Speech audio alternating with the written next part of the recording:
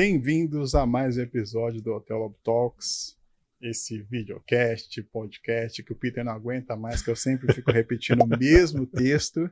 Mentira. Mas chegamos aqui no nosso último episódio de 2025. Pô, parabéns, hein? Conseguimos, hein? Isso aí, conseguimos. Falando muito aí com os hoteleiros. Falando, escutando, né? Às vezes a gente fica bem quieto, né? Não atrapalha. Não atrapalha, mas a história tá interessante. Às vezes as histórias são interessantes, você deixa rolar ali, né?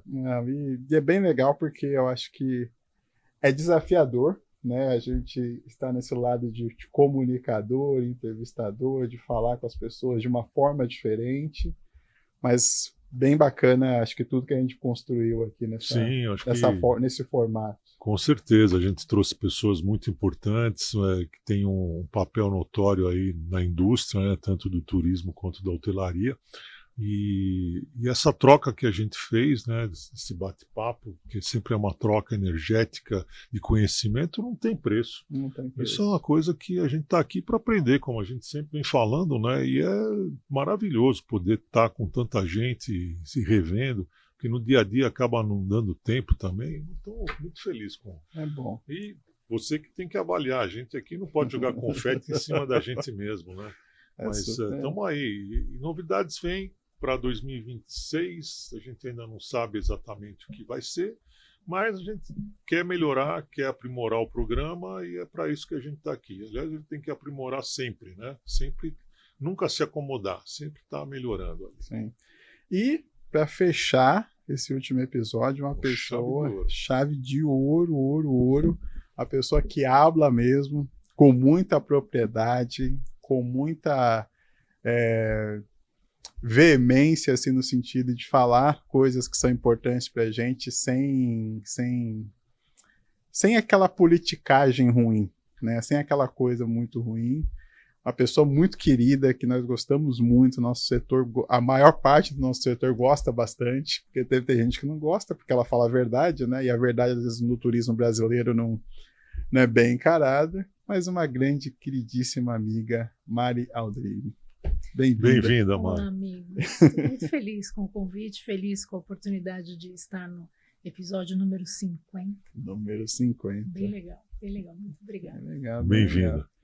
E, Mari, quem é a Mari, desde a pequena Mari, antes do turismo? Puxa vida, que pergunta boa. Para quem gosta de astrologia, eu sou uma ariana com ascendente em Áries. Uau. Então, é uma pessoa que nasceu para brigar. E para quem não gosta, sinto muito, eu acho muito divertido usar um pouco dessas questões paralelas, né? Uhum. Eu acho que não define caráter, não define competência, mas é gostoso pensar que há uma coisa meio guerreira, né? Eu nasci na cidade de Limeira, no interior de São Paulo, de uma família de classe média baixa. Meu avô paterno era um self-made man, um sapateiro que veio da zona rural, aprendeu o seu ofício, trabalhou em fábrica, abriu uma loja, fez seu nome, criou uma família e a gente tem muito orgulho. E é de onde eu uso o sobrenome, meu sobrenome é do lado materno, eu tenho um outro sobrenome que é Carvalho, da família do meu pai, que é também uma coisa incrível, porque a minha avó paterna ficou viúva, muito jovem, com 6 filhos para criar, de uma família mais aristocrática, da cidade de Mococa, mas não teve dúvida. Pôs os filhos todos juntos, abriu uma pensão e tomou conta de todo mundo e fez questão de que todo mundo se formasse, tivesse sua família e dois troncos imensos de muito valor, né? Hoje a gente olha para tudo que está acontecendo no mundo e eu acho que eu tenho uma família muito forte, assim, né? A gente não se encontra tanto porque eu mudei para São Paulo, eles permanecem lá em Limeira que hoje é pertinho. É perto, mas é aquela coisa, a gente vai, né, fazendo correria, outras conexões, outras vidas, mas eles sabem que as ligações estão mantidas. E aí, pensando um pouco de formação, tive uma educação em escola pública, né? Estudei no SESI, que era público na minha época, depois fui para colégios públicos, tive rápidas passagens por colégios particulares com bolsa de estudo, e tive a chance e a felicidade de ser aprovada em 4 vestibulares de universidade pública. E aí as pessoas perguntam, mas por que você escolheu turismo? E de verdade, gente, eu lamento todo mundo que acha que eu escolhi turismo, né? Eu simplesmente escolhi a universidade e era a mais longe de casa. Então, para onde dá para ficar longe de todo mundo? Vamos para São Paulo. Vim para cá numa época em que o curso de turismo tinha a estrondosa taxa de 74 candidatos por vaga no vestibular. Uau. Era muito difícil, era uma carreira em ascensão, em 1993 para 94, o que fez com que a nossa turma fosse uma turma de pessoas muito legais, assim, gente muito, muito qualificada, de origens as mais variadas. Estudar na Universidade de São Paulo já é um privilégio, porque, enfim, você tem toda uma estrutura muito interessante, mas eu não tinha, como eu disse, condições de ser só uma estudante. Então, eu quase que imediatamente já consegui um emprego, e 2 meses de faculdade eu estava lá na Rua Marconi, na Marconi Turismo, que era uma agência pequena. Aprendi, e eu falo para os meus alunos hoje, eu emitia passagem ainda em 5 vias, e a minha função principal no primeiro emprego era chegar mais cedo para ligar para a Varig, para segurar a linha e fazer as reservas. E aí, pouco tempo depois, migrei para uma empresa um pouco maior, que ainda é bastante relevante, que foi a Pier One. Fui trabalhar, na época, com a mãe do Alexandre, que é o dono hoje, com a senhora Marta, e aí foi quando eu me aproximei da hotelaria, porque a Marta sempre foi uma pessoa que trabalhou com a estruturação dos roteiros dos seus passageiros de luxo. Então a gente fazia, e aí todo mundo que estiver ouvindo, se for mais novo, gente, não tinha internet. Exatamente. Então assim, nós estamos falando de períodos, os alunos não conseguem entender o que é se fazer pesquisa em acervo físico.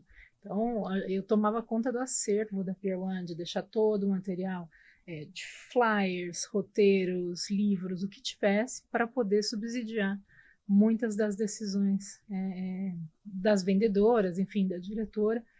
Estudei muito nessa época, aprendi muito, porque eu acho que eu li folhetos de turismo do mundo inteiro, entre 94 e 96. Sim. Aí depois fui para o César Park. Aí entrei... Qual unidade? Na da Augusta? Na da Augusta. Na verdade, eu fui para a equipe da Heloísa Praz para fazer a implantação do Cabo de Santo Agostinho. Então, o escritório era na Augusta, mas ficava no segundo andar, enfim, com a parte administrativa. Eu não tinha muito contato com a operação do hotel em São Paulo, porque meu papel era trabalhar a organização dos eventos que iam fazer o soft opening do Cabo em 98. E foi muito legal também, ainda sem internet. Ainda sem internet. E a gente, muito fax, muita visita, muito telefonema, muito conhecer São Paulo e descobrir São Paulo pelo nome das pessoas, as empresas, o turismo corporativo, enfim. Nessa época eu já estava acabando a graduação. Uma das minhas professoras me perguntou se eu não conseguiria fazer aulas do mestrado, que eram à tarde. Eu trabalhava muito proximamente ao Rafaíno, que muitos que estão ouvindo devem conhecer. Ele me autorizou a uma tarde fazer as aulas, enfim, compensava os horários. E aí fui fazendo o mestrado. Querido e saudoso Rafaíno. Pois é. Trabalhei com ele um bom tempo. Ele é muito querido e, meu Deus, assim, ele deixou muitas histórias para todo mundo da hotelaria, das viagens corporativas. E aí, enfim, passei no mestrado, fiz o mestrado, e no meio do processo eu lembro de ter sido sorteada, porque a gente tem que fazer muitos seminários, né, para falar de turismo de negócios, que era um tema que não aparecia, assim, nas discussões de turismo não aparecia. E aí a gente pegou material de um dos hotéis que estavam inaugurando, e já se chamava Blue Tree, então já tinha feito a migração de César Park para Blue Tree, e eu levei, então, o básico para fazer uma simulação de uma sala de eventos corporativos e fiz uma palestra, e os colegas que me assistiam olharam e falaram, veja, que aula, assim, sensacional, vem dar aula para gente. Eu falei, não, eu trabalho com hotel, não quero. Não, vem dar aula pra gente. E aí foi um final de ano de escolhas, e novamente o Rafael falou, você precisa pedir demissão? Eu falei, não, eu só preciso sair mais cedo às sextas-feiras. Ele, não, então ótimo. Aí eu dava aula sextas e sábados, trabalhava de segunda a sexta. Hoje eu falei, se fosse isso hoje eu não aguentaria de jeito nenhum, mas na época foi legal. Fiquei 1 ano e meio, 2 anos nesse equilíbrio, o que eu acho que marcou e marca até hoje a minha atuação profissional, porque eu nunca fui 100% professora, só pesquisadora, e também nunca fui só uma pessoa do mercado, estava o tempo todo lendo, pensando. No híbrido ali, né? Mas finalmente fizeram uma proposta para assumir classes e com remuneração, com condições muito, muito legais. E aí, na virada do ano 2000, eu abro mão do trabalho da hotelaria e vou para a sala de aula, onde, enfim, fui ficando. Em 2005 eu entro como professora na USP. Aí eu começo meu doutorado. Aí vou terminar o doutorado final de 2010, 2011. Não comecei em 2005, não. Comecei em 2008. Mas foi bem legal porque no mestrado os estudos focaram muito em hotelaria e no doutorado focaram em política pública. Legal. E aí a gente foi, né? Você vai convivendo com os alunos, vai colocando o pessoal em estágio, E como é que está hoje a procura por turismo? Como é que está esse índice? Muito ruim. A gente vive, vamos dizer assim, de 2005 a 2025, 20 anos de uma análise que a gente faz quase que semestralmente, e o setor perde interesse, mas é que ele não perde porque é turismo. A gente perde porque a gente não se atualiza como área, enquanto outras áreas vão virando extremamente atrativas. Então, há que se pensar, né? Medicina não perdeu atratividade, direito não perdeu atratividade, provavelmente a administração não perdeu atratividade, porque são os grandes modelos das suas áreas. A engenharia se compartimentou e se modernizou. Então, o que antes era muita gente indo para a engenharia mecânica, hoje você quase não vê. Você vai para mecatrônica, para engenharia eletrônica, engenharia elétrica, ou migrando para tecnologia.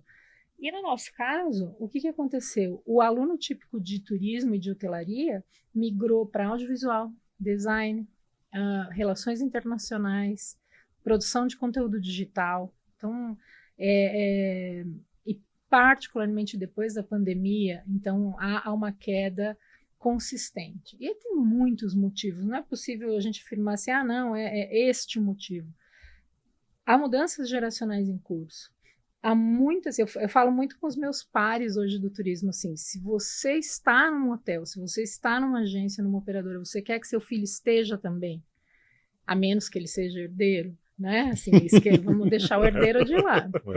E a maioria não quer, porque entende que é uma dedicação que não retorna, pelo menos na comparação de outros setores. Então, não é improvável que você veja alguém que se dedica, por exemplo, aos games, ou à produção de conteúdo, ou aos textos, e você veja que há carreiras que talvez remunerem melhor.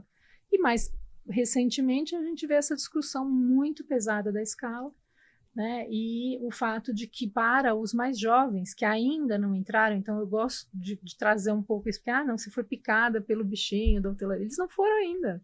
Então, eles não sabem o que é. E a ideia é, por que você vai começar já numa pegada tão pesada? Né? Não vou dizer que a gente está morrendo, não estamos morrendo, não é isso. A gente está num momento de inflexão muito importante, que os cursos precisam, da mesma forma que os hotéis, né, e as agências, e o turismo como um todo está se vendo pressionado a se atualizar rapidamente, os cursos mais ainda. Eles têm que ter um apelo de empregabilidade, de sentido de propósito, de realmente de ser atrativo, de valer a pena investir esse tempo, porque queira ou não queira, são 4 anos, né, de dedicação ali em sala de aula. Eu imagino. Pode falar. Como é que anda o turismo no Brasil? Como é que é a tua percepção sobre o turismo, sobre o que os governos passados fizeram ou estão fazendo? Pode descascar a lenha, estamos aqui para realmente colocar os pingos nos is, né? Olha só, eu acho que a gente tem que pensar com um pouco de critério, porque se for só pelo filtro das manchetes, a gente está no melhor país do mundo, com os melhores resultados do mundo, com tudo maravilhoso. Então, não descartemos o que é real. A gente está num ano de muita recuperação em volume de empregos.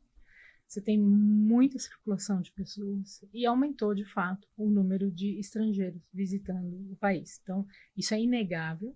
O que é questionável são os números e como é que a gente avalia esses números. Agora, se a gente olha exclusivamente para o segmento do turismo, quem aposta nesse setor não tem tempo de interagir com a política.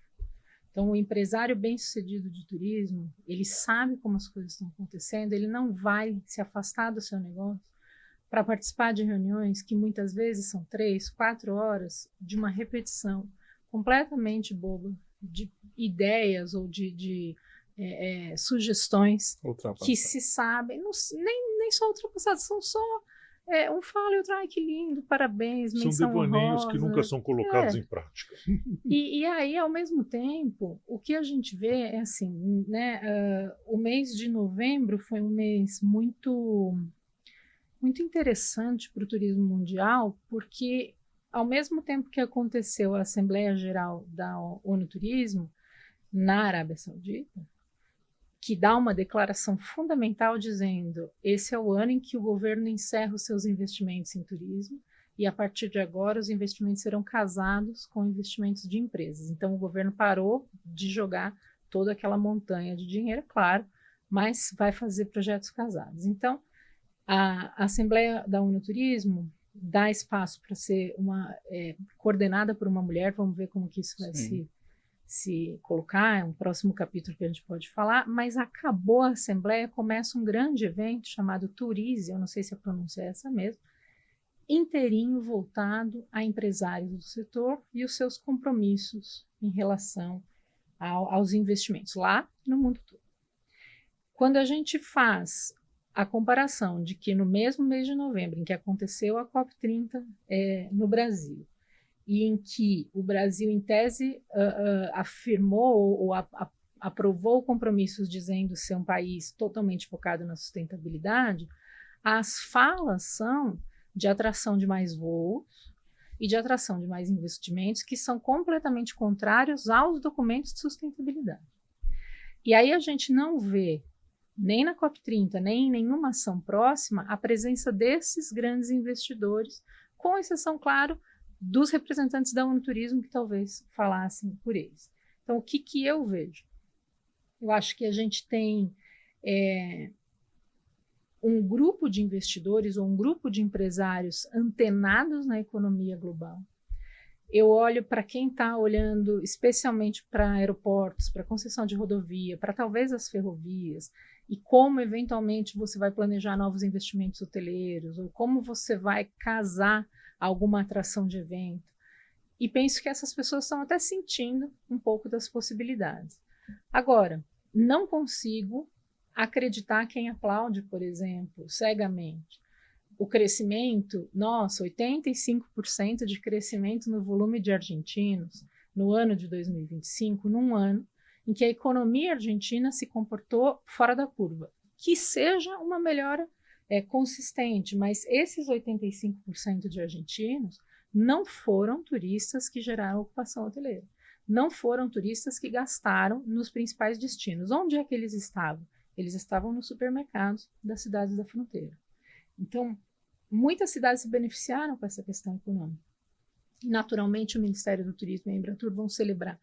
A questão é, o Rio Grande do Sul como um todo ganhou dinheiro com isso. Santa Catarina ganhou dinheiro.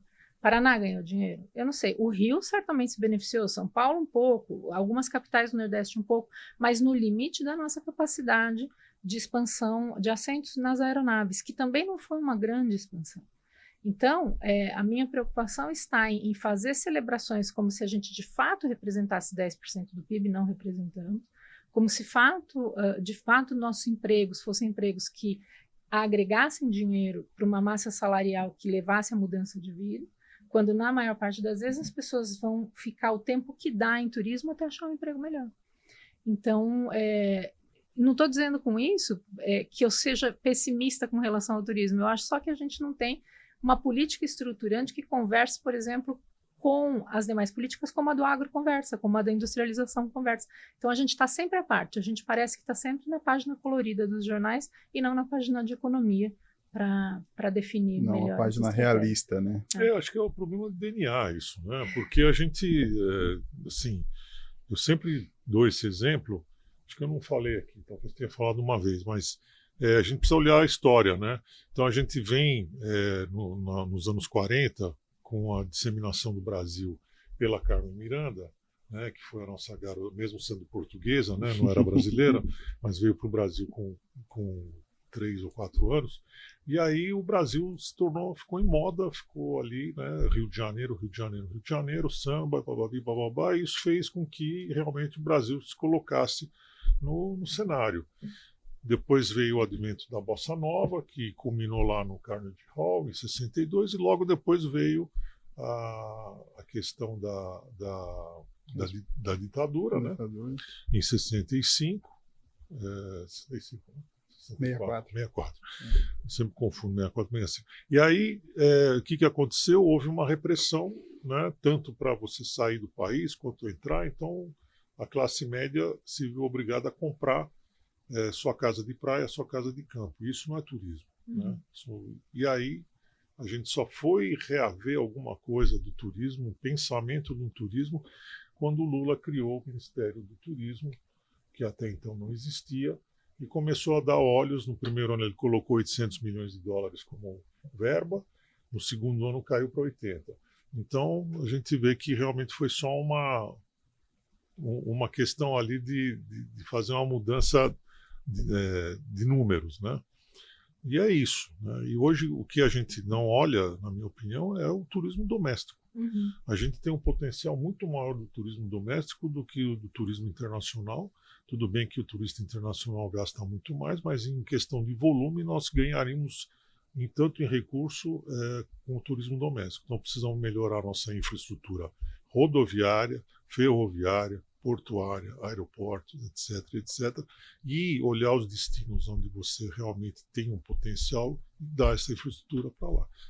É uma receita simples, que você sabe disso, mas que por questões político-partidárias, etc., o governo prefere destinar uma verba que poderia ser destinada para o turismo para bancar as contas dos que você vai votar no que vem, que são as campanhas e todo esse recurso que vai para movimentar as campanhas eleitorais, que é um absurdo, que você que paga por isso e você nem sabe nem quer saber.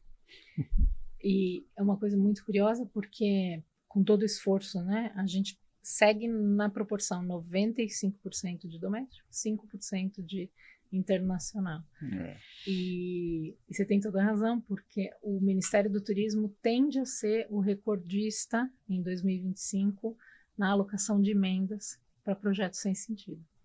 Né? Projeto sem sentido, que eu quero dizer, sem sentido em relação ao turismo. Exatamente. Deve haver algum sentido, sem dúvida, né? Aquecer a base, garantir uma reeleição, uma campanha, enfim. A gente vai ter que entender isso lendo, né, as diferentes matérias, mas é muito triste imaginar que 2025 e alguém ainda acha que a construção de um portal na rodovia, na entrada da cidade, tem relação com o desempenho de turismo, que muda alguma coisa na autoestima e que é superfaturado ainda. Sempre. Né? Não tem nada que não seja. Outro dia eu estava vendo ali os números para construir um centro de informações turísticas. Dá para construir uma mansão. Sim, 10, 12 milhões de reais para fazer um quadradinho. Sim.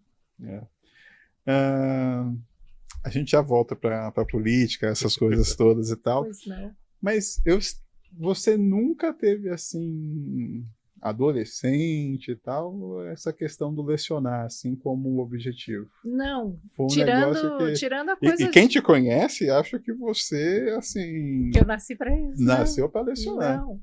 Eu, de verdade, Claro, brincar de professor de escolinha, todo mundo já brincou e tal. Sim. Mas por volta dos 15 anos de idade, com esse mesmo perfil, e meus pais assinavam 2 jornais, um jornal daqui de São Paulo e um jornal da cidade.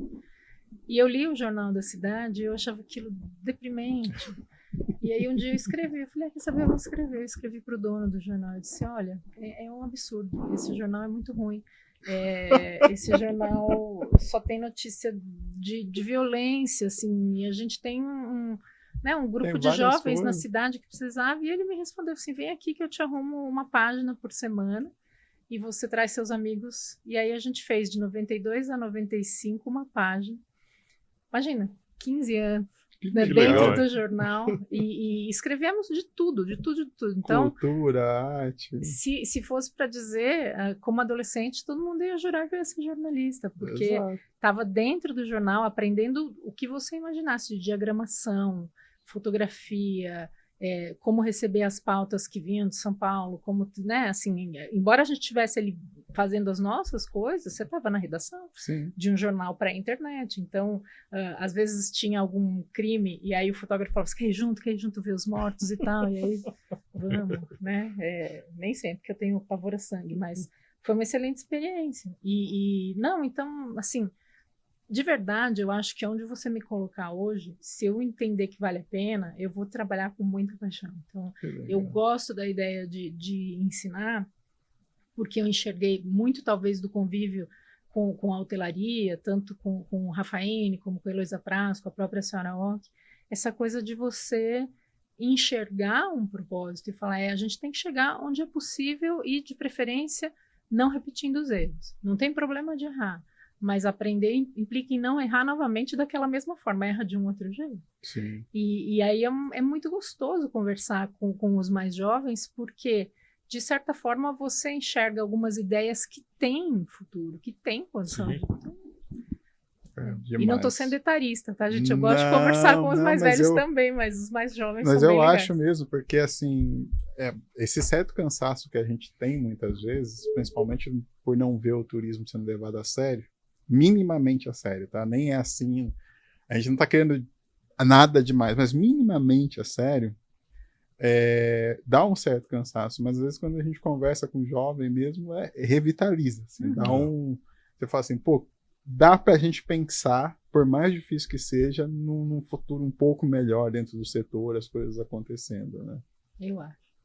Eu sou fascinado também, porque eu acho que quando a gente conversa e vê aquela vontade de fazer diferente, aquela vontade de pensar diferente, aquela vontade de transformar mesmo, né? Talvez algo que a gente não consiga fazer agora, que eles possam fazer, acho que é bem legal mesmo, né? O turismo, eu acho que ele tem esse fascínio também, né? Quando a gente pensa nele como esse motor, né? E tem um negócio, eu não sei se vai funcionar para todo mundo, mas que é assim, muitas das provocações que a gente vê, né? A ideia de uma universidade é sempre uma coisa mais antiquadora, dura, palavras difíceis e tal. E conseguir sair dessa imagem e dizer, olha, a gente tem uma coleção de pessoas aqui que podem pensar e que podem errar também, que o gostoso da universidade é isso, você está ali também para poder errar num ambiente seguro. Claro, você está aprendendo, né? Então, às vezes a gente pensa, eu leio muito sobre a Hong Kong Polytechnical University, que é uma das universidades que tem um hotel escola dentro. E os professores, eles o tempo todo convidam os alunos para dizer o que tem aqui nesse quarto que eu podia fazer diferente. O que eu tenho em termos de sustentabilidade, em termos de serviço, em termos de aplicativos. Então, assim, eles podem ousar, até não tem risco, não tem meta, não tem que bater diária média, não tem que bater ROI, heavy par, nada. Vamos resolver. E assim, curiosamente, é um hotel extremamente bem sucedido, né? Com retornos interessantes, com muita qualidade. Não conheço algo parecido no Brasil, acho que teria espaço para a gente testar, mas não precisaria ser um hotel, podia ser pequenas pousadas, né? Poderiam ser empreendimentos que combinassem com essa característica do nosso turismo doméstico, que estimulasse o empreendedorismo. Mas acho que uma coisa muito, muito importante é assim, o grande exercício que eu puxei para mim não perder o contato com o mundo real, para também não perder contato com qual é o problema que a gente está de fato enfrentando. Então, atrair jovens é uma delas, é um desafio, mas tem mais, né? Tem reter, tem valorizar essa carreira, melhorar a remuneração. A gente está, sem dúvida, pagando muitos impostos, né? Tem uma reforma tributária chegando que vai onerar ainda mais o nosso setor como um todo, mas a hotelaria em particular.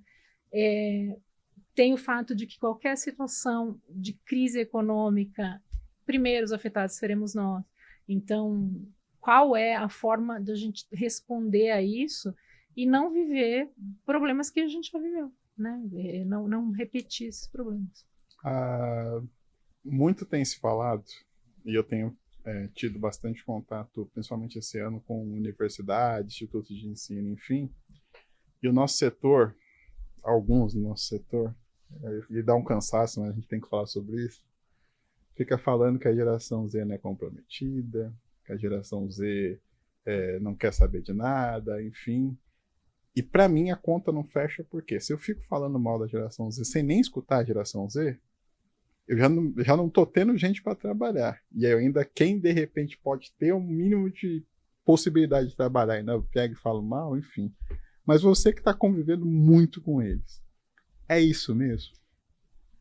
Agora, a pergunta, eu sei que a pergunta foi simples. É que assim, ó, é sim e não a resposta. Porque aí a gente vai ter que também entender de que aspecto da geração Z. Então, pensando, quando eu era uma recém-vinda do interior, disponível, disposta a trabalhar, eu vim com uma bagagem que os meus alunos não vêm mais. Então, por exemplo, eu já tinha a habilidade de falar uma segunda língua, eu estava já longe da casa dos pais, portanto, precisando desesperadamente de algum recurso, interessada em aprender o máximo possível. A gente tem que pensar que há um jovem, vamos dizer, mentalizado, um jovem idealizado, que ele vai chegar com o seu currículo ou numa entrevista e que ele já vai ser o candidato ideal, que assim já fala 2 idiomas, domina todas as redes sociais e tal. E aconteceu que esse candidato já não está nem mais nas universidades públicas. Esses alunos não estão mais nos procurando, eles estão estudando fora do Brasil. Né? O aluno, e eu não estou aqui sendo 100% preconceituosa, mas mudou completamente o padrão econômico, socioeconômico de quem nos procura. Então, hoje a gente tem alunos que vêm de uma origem mais humilde, que precisam trabalhar e que provavelmente já trabalham desde os 15, 16 anos e eles sabem perfeitamente qual é a realidade do mercado de trabalho e conseguem ponderar que aquela oferta naquele momento não é razoável. Mais do que isso, muitas vagas sendo anunciadas pedindo 2 idiomas e você não precisa falar esses idiomas, você não usa os idiomas. Exato. Você não tem nenhuma, vamos dizer assim, suporte tecnológico, então as tarefas são repetitivas para uma geração que nasceu alfabetizada digitalmente. Então eu acho que tem uma falta de sintonia entre quem está anunciando as vagas, entre a expectativa dessas vagas e uma compreensão, porque, gente, nós seguimos sendo um país de classe média. Você tem um volume de jovens que precisa trabalhar para colaborar na receita familiar. Só que essa pessoa, ela é vetada ou pela aparência, ou pela forma como ela apresentou o currículo, ou porque, enfim, o desempenho, porque não fez nenhuma viagem internacional, já foi eliminado. Então, eu acho que há hoje um descompasso de imagem. Se a gente tivesse em 1970, ia falar que é a sintonia do 4 e do 5 que não está ajustando, a gente tem que mexer ali. Mas, para os alunos, a hotelaria ou o agenciamento é apenas mais uma opção. Eles estão sendo apresentados a tantas opções, a um monte de empresa estrangeira convidando para trabalhar de casa, de pijama, pagando em dólar. Então, assim, hoje, se um aluno aceitar uma remuneração de $600 mensais, ele está ganhando quase 2 salários mínimos de pijama em casa, que não é um salário decente em nenhum lugar do mundo. Sim. Então, eu acho que às vezes quem faz esse comentário não está fazendo por mal, está tirando pela sua própria base, mas não tá querendo olhar para todo o universo. E quando a gente talvez faça essa readequação, você vai achar um aluno motivado, empolgado. E eu falo muito para esses meus colegas que é o seguinte, todos esses alunos que não querem trabalhar em hotelaria são os mesmos que estão se estapeando para trabalhar em eventos. Exatamente. Aí você vai me dizer, o que tem de diferente? Eles vão trabalhar, às vezes, 24 horas sem parar, de fim de semana, mas o evento em si, a organização de grandes eventos, traz mais sentido. E aí eles gostam de compartilhar que estão na produção, que é um perrengue, etc. Então eu falo, nem eles mesmos estão conseguindo dizer por que preferem uma e não outra, mas vai um pouco por status, vai por ter a chance de crescer mais rápido, enfim. Então, voltamos no começo, a gente está num momento em que os próprios contratantes ou quem estiver pensando nesse processo seletivo não está se comunicando bem. Como universidade a gente não está se comunicando bem, como setor a gente não está se comunicando bem. Bom, vou misturar todos os assuntos. A gente não consegue fazer boas pautas políticas, a gente não consegue falar de uma voz única quando tem algum pleito. A gente só perde em tudo que a gente entra quando vai disputar alguma coisa. Então, não é diferente, né? A nossa forma acho que de defender os nossos interesses ainda precisa melhorar muito. Sim. É complicado, é fácil colocar a culpa nos outros, né? Sim. É muito mais fácil, mas se você for olhar a hotelaria, sem querer falar mal, tá, gente? É uma realidade. Mas se você comparar uma recepção de hoje, a gente já falou isso também, se comparar uma recepção de hoje e uma de 100 anos atrás, dentro de um hotel, o que mudou? O uniforme, talvez? Computador? Então, eu acho que assim, a hotelaria precisa acompanhar também o que acontece, né, o que vem acontecendo. E essa geração que está ali é fruto, isso é uma releitura aí que até o Meligeni fez aí no post. Ele falou, será que é isso mesmo? Será que essa geração é preguiçosa ou essa geração cansou de ver seus pais se matarem, de trabalhar 15, 18 horas para poder pagar as contas? E aí ele falou, será que é isso que eu quero da minha vida? Por que eu vou acumular conta, então? Por que eu tenho que ter uma casa, um carro para me dar conta? Então, eu acho que tem que olhar um pouco mais a fundo, né? E tem até a questão de querer ser gestor, né? As pesquisas recentes mostram aí que eles olham e falam assim, não, eu não quero ser gestor, não. Deixa eu ficar aqui na minha tarefa. Aqui na minha tarefa, porque a hora que me cansar um pouco, eu vou para um outro lugar no mesmo ali, tá tudo certo. É isso. Mas que bom, né? Que a gente pode discutir essas coisas numa boa, né? Sim, com certeza. Mari, a Mari viaja a lazer? Muito pouco. Não tanto quanto gostaria. Não tanto quanto gostaria, mas eu acho que eu já viajei bastante. E eu tenho 2 gatinhas e eu sou muito, muito, muito caseira. E assim, tempo de lazer para mim é uma coisa interessante porque é ficar em casa com as 2, ronronando no quarto, lendo um livro, assistindo série boa, enfim. Mas não, viajo. E eu tenho algumas viagens que eu faço a trabalho. E aí, há muito tempo, já entrei para o Blended Travel, né? Blazer. Então, toda vez que eu tenho uma viagem a trabalho, eu vou certamente colocar um adicional para conhecer alguma coisa, enfim, para poder descansar. A gente nunca consegue, mas pelo menos ver algo novo, aprender algo novo, visitar algum amigo, né? Então... Tem alguma novidade boa aí? Nessas suas últimas andanças. Puxa vida, não é tão recente, faz 2 anos, mas eu, ainda enquanto funcionária da Embratur, fui representar o Brasil na reunião do WTTC em Ruanda. E eu fiquei completamente apaixonada pelos gorilas. Assim, em todos os aspectos. Foi uma viagem que me surpreendeu demais. Ruanda é um paísinho bem pequeno, onde aconteceu um genocídio terrível.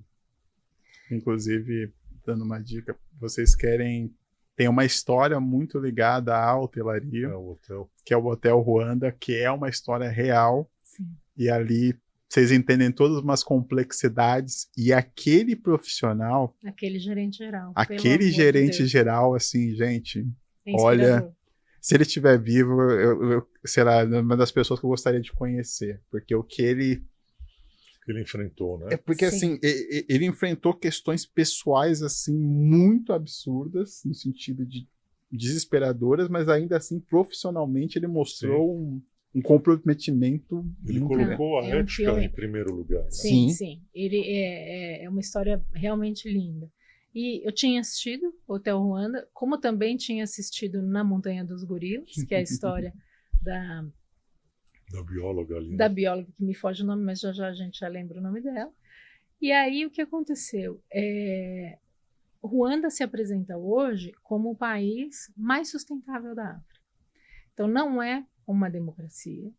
O presidente ele é reeleito eternamente, mas ele é eu não saberia o nome. Ele dá ares de democracia porque não é uma democracia, mas ele tomou algumas atitudes muito relevantes. A primeira delas, aboliu as expressões que faziam referência ao genocídio, então é absolutamente proibido usar aquelas denominações, e preservou uma cultura, que eu vou usar a expressão tribal, que é de valorização de uma ancestralidade, em que cada grupo de pessoas vai decidir coletivamente como melhor usar o recurso público para aquele lugar. Que legal.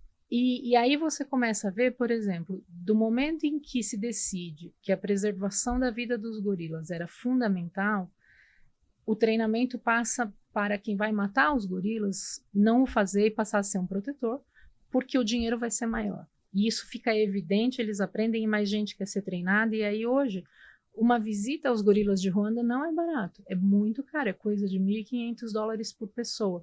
Mas a primeira coisa que você aprende é como esse dinheiro é distribuído na comunidade e o que ele representa em qualidade de vida. Então, todas as vilas com escola, com iluminação, com internet, com ocupação. A taxa de desemprego de Ruanda é relativamente baixa, embora sejam empregos muito ligado à agricultura, de subsistência, enfim. Então, ele não é um país desenvolvido, né? Mas me parece que o modelo de gestão de sustentabilidade a partir da Montanha dos Gorilas é algo que a gente poderia olhar com carinho e com algum discernimento para ver se dá para replicar aqui. Aí fui para Ruanda, paguei o passeio, amanheci e fui encontrar os gorilas. E enquanto eu subia a montanha, porque foram 45 minutos subindo, eu falei, eu vou morrer aqui e ninguém vai lembrar de mim, até ver. Então a gente encontrou 15 ou 16 gorilas e eu acho que eu não tive até hoje nenhuma experiência tão emocionante na minha vida, assim, de tudo, né? De pensar que aquilo era vida selvagem absolutamente preservada, numa estrutura de turismo responsável, em segurança, fruto de muita pesquisa científica. Então, assim, acho que minha vida toda passou, né, em alguns minutos. Eu tô aqui, eu tô emocionado, porque vocês me conhecem bem, né, você me conhece bem, é tanta coisa ligada a uma ancestralidade que ela não é básica, mas é uma ancestralidade pura. Sim. Porque o desenvolvimento, as filosofias africanas, é do desenvolvimento entre a comunidade. Sim. A comunidade decidindo, a comunidade em prol de todos. Uhum. Então, essa tecnologia, usar isso, voltar a isso é muito importante. O segundo, o viver harmoniosamente com a natureza. Sim, sim. Que às vezes, assim, é simples, gente. É só, assim, entender que a natureza está ali. Você fala muito isso sobre a espiritualidade, enfim, aí é muito isso mesmo de você saber que se você conviver harmoniosamente com ela também vai viver harmoniosamente com você e a gente vai conseguir viver bem. Poxa, isso é lindo. E, para quem não gosta muito dessa abordagem, pensar que Ruanda tem uma diretora, acho que ainda é ela, de marketing e desenvolvimento, que tinha um volume de recursos para se promover, estudou e falou assim, eu já sei, eu quero patrocinar 2 dos maiores times de futebol do mundo. E aí, Visit Ruanda tá na manga de camisa. Agora vocês vão ter que me ajudar. Do Arsenal e do PSG. E do PSG. Ou seja, custa muito caro. Sim. Custa muito caro, mas ela explicou durante o evento, dizendo assim, você não tem ideia do nível de qualificação da audiência, porque vai do Japão a Los Angeles, né, pensando em hemisfério norte, assistindo Premier League, entendendo e criando-se uma coisa de fanbase com os atletas. Aí, naturalmente, os atletas, por contrato, uma vez por ano, têm que ir visitar os gorilas. Aí tira foto com os gorilas. Aí, né? É uma promoção constante. É uma promoção constante, qualificada, muito bem pensada. muito bem estruturado. Não é barato. É usar o recurso estrategicamente de algo que foi pensado, planejado. E aí você pensa, não tinha um país que era do futebol? Né? Assim, não tem jogador de futebol brasileiro fazendo sucesso em todos os times.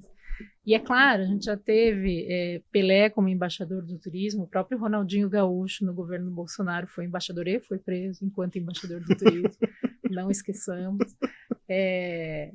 A gente tem nomes... Foi uma piada, né? Foi uma piada a prisão dele. Né? Cara, mas foi sensacional, porque, bom, eu amo o Ronaldinho Gaúcho, porque também. Assim, ele está em todos os rolês aleatórios do mundo e ele é, de fato, uma imagem interessantíssima do Brasil, mas a gente vê mesmo pensando no futebol feminino, né, a gente não fala nada. Claro que é caro hoje, mas já foi possível. E então eu gosto, sei lá, eu gosto de olhar para esses casos. Eu sei que eu fui viajar a trabalho, mas eu olho e eu volto, meu Deus, aí eu passo 2, 3 anos falando. Foi um case maravilhoso. Eu tô aqui, extasiado. Tomei cerveja de banana. E uma outra coisa. Cerveja de banana? Ruim. Muito ruim. Banana não eu tomei no Rio, um chopp de banana. Não, lá a cerveja é fermentada a partir da banana ruim. Não. Mas o que você contou aí do líder lá de Ruanda ser um ditador e tal, mas por ser um ditador ele está tentando fazer alguma coisa ali decente, né? Então, eu queria realmente lembrar o termo que deram, porque não é... Não é ditadura, puxa vida. Né? É assim, ele é eleito. As eleições são democráticas. Mas ele é o único candidato há anos e anos.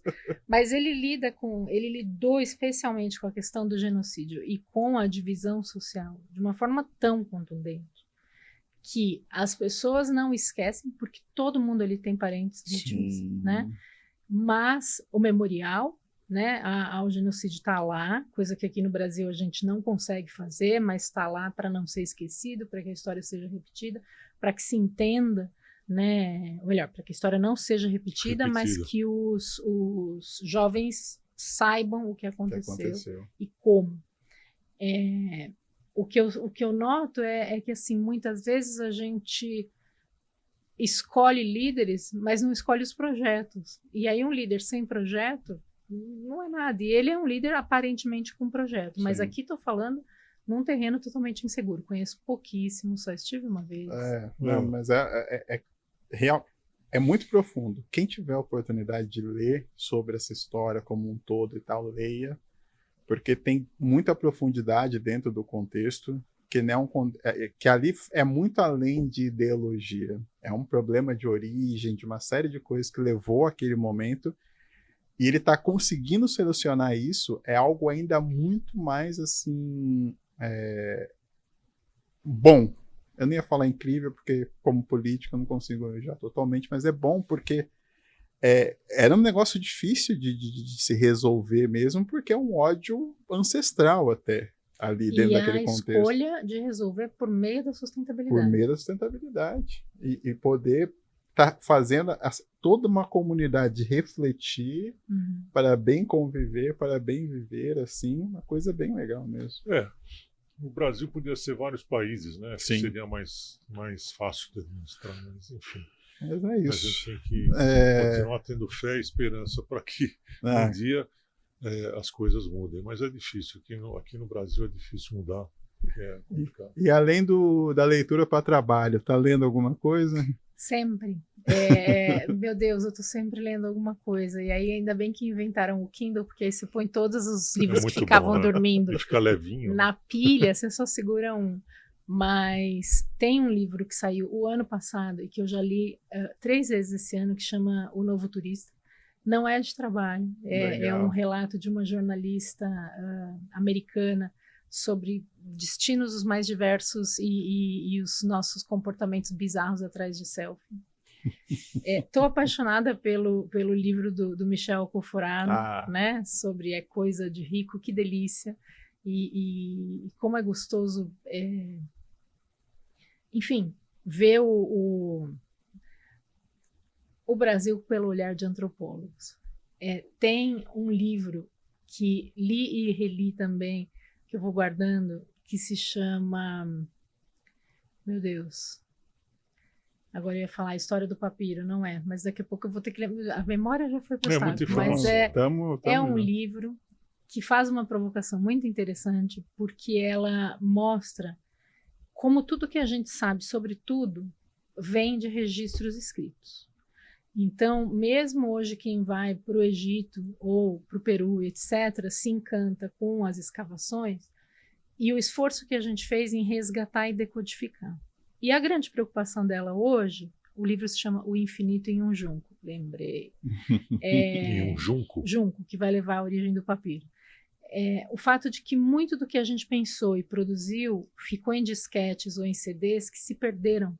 Então, eles não foram colocados na nuvem, eles não viraram um texto impresso.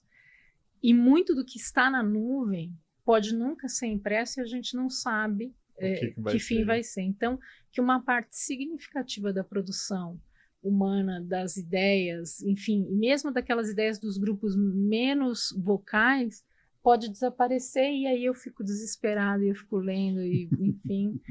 Mas acho que o que eu mais leio de verdade são combinações e análises entre política e turismo o tempo todo. Sou uma viciada em consumir informação, então eu passo muito tempo lendo, muito tempo ouvindo. Eu também. E selecionando fontes as mais diversas. Então, de repente, estou eu ouvindo sobre o turismo na Finlândia e por que eles acham que uma dada estratégia coletiva vai funcionar, e você troca para o Canadá e pensa, poxa, que legal, aí agora estava na África do Sul. E assim, são pequenos trechos, mas para ver se serve de inspiração para a gente em sala de aula, ou mesmo numa discussão como essa. Legal. E filme, série? Puxa, filme, série. Aí, completamente viciada no que vem da Inglaterra. Então, Slow Horses, para quem não assistiu Slow Horses, o Gary Oldman está impecável, a vontade de pegar ele, colocar numa banheira e dar um banho, mas ele é um detetive. Ele foi expulso do MI5, mas ele não vai deixar de ser detetive, então ele tem um grupo de equivocados continuando as investigações. Maravilhoso, 5 temporadas. Um outro que eu estou agora me aproximando, que é o Mistério in Cemetery Road, com a Emma Thompson. Lindo, maravilhoso. Para quem não viu, mas a gente já está no final do ano, hein, gente? Já era para todo mundo ter visto O Agente Secreto. Que delícia. Estou para ir ver semana que vem ou na outra. Tá no cinema? Tá. E aí é um filme político, é um filme que vai falar basicamente de 76, 77. Então, a gente estava, né, no meio ali do período da ditadura, uma violência política muito grande. E poxa vida, que filme legal. Assim, Kleber Mendonça, né? Kleber Mendonça, um Pernambuco fervente, Recife vibrando, vontade de voltar para Recife. Filme com sotaque, né? Que legal. É legal. Que bacana. Recomendo. Ele comenta de uma atriz lá que ela estreou, acho que em Bacurau. Tânia Maria. Dele também. Assim. E que ela não era atriz, né? Não era atriz. E Bacurau parece que ela tem uma fala só e tipo se tornou... E o papel dela é Dona Sebastiana. Dona Sebastiana maravilhosa, assim, maravilhosa, perfeita. Assim, sério. A gente... E nesse ponto é legal, né? Assim, assim, em algum momento você falou, o Brasil está na moda. O Brasil sempre precisou estar na moda. A gente, às vezes, é muito complexado, mas a nossa produção, mesmo que ela não alcance o cenário internacional, é um espetáculo. Sim. Nossas músicas, nossos textos. Nossa cultura, né? É muita coisa gostosa para viver, para aprender. Sim. É muito rico, né? O Brasil é muito rico por essa diversidade cultural, né? Por exemplo, você pega o Nordeste é um caso à parte, né? Você tem uma tradição ali que não tem lugar nenhum. Exato. Né? Você tem uma influência ali, mas ela é mais raiz, mais originária, diferente do Sul, que o Sul é mais europeu, teve mais italiano, alemão, todo mundo foi para o Sul, né? E assim, é o berço nosso. E o Norte, né? Indígena, de povos ancestrais, assim, daquela mistura ali. porque a gente fala da COP, enfim, porque para nós realmente a maneira como está sendo desorganizada, porque não pode ser chamada organizada, é horrível, mas ao mesmo tempo nos leva para uma cultura muito maravilhosa ali, né, daquela coisa do norte mesmo, da culinária, de tudo aquilo. Pô, eu sou fã, assim, de muita coisa que a gente tem aqui hoje no Brasil. A gente mostra muito pouco. Muito pouco. A gente divulga muito pouco, né? Porque a gente não dá valor, a gente dá mais valor ao turismo internacional e também de sair, né? Mais sair do que ficar, porque por questões, né, de consumo mesmo, né? Porque se a gente tivesse computador, um carro importado na década de 80, nós seríamos outros. Sim. Né? Não teríamos que ficar saindo para comprar coisa que persiste no DNA ainda. Né? Mas o consumo, meu amigo, é uma ilusão. Ficar consumindo, sem ter noção. Aí acumulando. Né? Acumulando. E aí tem alguns indivíduos que, com todo o respeito, seria que o consumo é necessário. É necessário, tudo bem, é necessário sim, promove a economia, mas não nessa forma de só consumir, botar o cifrão como ideologia. Isso não existe. Tem que colocar o ser humano como ideologia. Isso que tem que fazer, não o dinheiro. Então, hoje a gente vê a sociedade aí passando por cima das pessoas como se fossem menos do que uma geladeira, menos do que um... Isso aí não dá, isso aí não vai ter volta. Né? E fora que vai ser uma dor. Tem umas aberrações que acontecem. Aqui em São Paulo tem uma aberração urbana que até hoje eu não estou me conformando, que vai abrir um resort residencial de surf, de não sei o que, aqui na zona. Eu jurava que já estava aberto. Tá para abrir. Estão até recrutando pessoas, tem bastante recrutando assim. Eu olho isso e falo, cara, eu não sei o que pensar dessas loucuras. Nessa hora me baixa a antropóloga que eu não sou. Eu só amo, eu fico olhando e falo, gente, que bonito. Eles construindo as prisões, né? Como é que seria? A gente tá tão longe da praia, né? Nossa, uma hora você já tá lá. E a gente aqui em São Paulo tá com muito espaço pra gente fazer isso, né? Construir uma loucura dessa. Como é que seria o seu... A pergunta é complexa, mas fica tranquilo em responder da maneira como você achar melhor. Como seria o seu turismo do amanhã? No Brasil ou no mundo? Brasil. Vamos falar do Brasil. Puxa, o que eu queria... O turismo dos seus sonhos. De verdade é que a gente tivesse uma imensa liberdade, porque a impressão que dá é que, como a situação econômica é sempre de privilégio para poucos, a ascensão é proibida. Então, a gente vai confinando as pessoas em práticas. Eu gostaria que mais gente pudesse ter dinheiro para viajar e escolher o que quiser fazer. E ao escolher, que seja livre. Então, eu acho muito triste quando a gente condena que a escolha seja ir só para a praia ou não visitar alguma coisa. Não, é seu problema, é o tempo livre da pessoa. Eu quero mais gente com mais tempo livre, circulando por onde der, levando seu dinheiro, levando seu sotaque, levando suas fotos e postando, porque muito do que a gente não conhece do Brasil é de fato isso, não houve comunicação o suficiente quando era para formar a nossa vontade, então a gente é condicionado a querer ir para fora. Se a gente continuar expondo essa alegria, porque a marca do Brasil é a alegria, a gente vai convidar mais brasileiros e mais estrangeiros para estarem com a gente. Mesmo que ao final da COP ou de outro evento a gente tenha imensas críticas sobre a infraestrutura, a segurança e a logística, nunca vai haver crítica ao povo. Você pode ver que a gente não sai criticado nunca, é acolhedor, é animado, é alegre e foram momentos de muita catarse, como sempre é, no Réveillon, no Carnaval, na COP, no G20, onde quer que seja. Então, o futuro para mim, coletivo é esse. Mas politicamente, o meu desejo é que a gente pare de aceitar qualquer um como ministro. Assim, é muito tempo. Ministro e secretário e diretor, assim não é só no toda nível federal. Né? É só porque não é possível que nós do turismo, a gente fica triste e irritado se o ministro da Economia não veio da Economia, se o ministro da Saúde não veio da Saúde, se o da Agricultura não tem fazenda, mas a gente não se importa se é um sanfoneiro, se é alguém sem história, se é alguém que nunca sequer escrever um projeto positivo para o turismo, ao contrário, que coleciona projetos negativos e danosos ao turismo. Então, a gente não faz nem um check de currículo, muito menos uma lista nossa de quem seriam essas pessoas que poderiam ocupar esses cargos. Sem demérito da importância do papel político. Eu entendo que um acadêmico jamais vai poder ser ministro e não estou fazendo campanha, mas eu conheço deputados e senadores que seriam muito melhores. Né, deputadas e senadoras também que seriam muito melhores, que ouviriam as vozes sensatas do nosso setor. E essa é uma demanda para ontem. Né? Para ontem não, para o século passado. Né? Que papo, hein? Muito bom, né? Podia ficar aqui, né, até o final, né? Acho que o tema é esse, né? O turismo é todo e maravilha. É isso.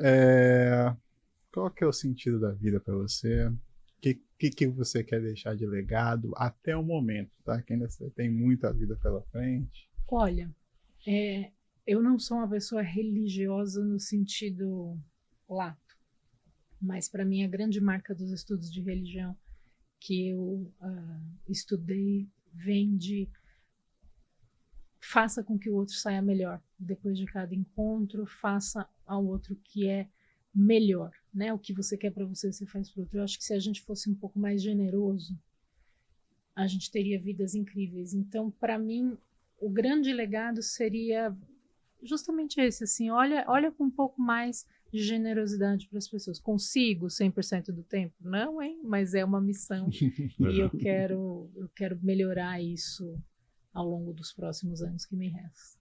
Legal. Maravilha. Muito bom. Aí, né? Gostou de estar no nosso lobby? Maravilhoso, delícia. Fiquei muito feliz com o convite. Que legal. Legal. Volte mais vezes. Muito bom esses papos que a gente tem aqui. Só fazer na verdade, um grupo, né? E aí se encontrasse, bater esse papo assim, exatamente. Uma vez por mês, em algum lugar, né? Juntasse a galera. Construtivo, hein? Construtivo, né? Vamos embora. Exatamente. Tá na tua mão, pronto. Tarefa, vai começar o ano com uma tarefa nova. To-do list. Se você gostou, e aí, como é que você tem a dizer sobre a nossa temporada 25? A nossa temporada 25 foi muito boa, porque a gente começou com uma ideia, né? Com uma questão que até foi inspirada aí no portão de embarque lá do irmão Ezequiel. E eu participei de lá, e de lá eu vim com essa ideia de realmente promover algo em relação ao lado humano mais das pessoas, né? Que é o que importa, na verdade, né? Então a gente chegou aí com 50 episódios e acredito que a gente fez um bom trabalho, as pessoas estão elogiando muito e a gente aqui, na verdade, faz para nós mesmo, sabe? Porque é tão bom ficar aqui batendo papo com essas pessoas, que elas trazem tanta coisa, agregam tanto para a nossa vida, a gente sai daqui com mais conteúdo, né, para a vida. Renova as energias, né? São reencontros, são pessoas que a gente nunca conversou, tal, mas é sensacional. Então, se você tiver dicas aí para nós, é só mandar. Fechou, gente. Fico muito feliz, né, com essa temporada, com mais uma. Acho que para mim como... Mais uma não, a primeira. A primeira, né? Mas como uma pessoa que é do setor, que me propus a ser comunicador aqui, quando o Peter fez o convite, né? Que é desafiador, que você se expõe a erros e acertos e está tudo certo, mas acho que a gente conseguiu cumprir o objetivo de dar uma humanizada, né, no setor que é muito denso, que é muito tenso, que é muita coisa. E é isso. Então, até a próxima temporada. Agradecimento à R1 que nos apoiou aí o tempo todo, aos técnicos. E até o próximo Hotel Love Talks. Um feliz 2026. Isso aí.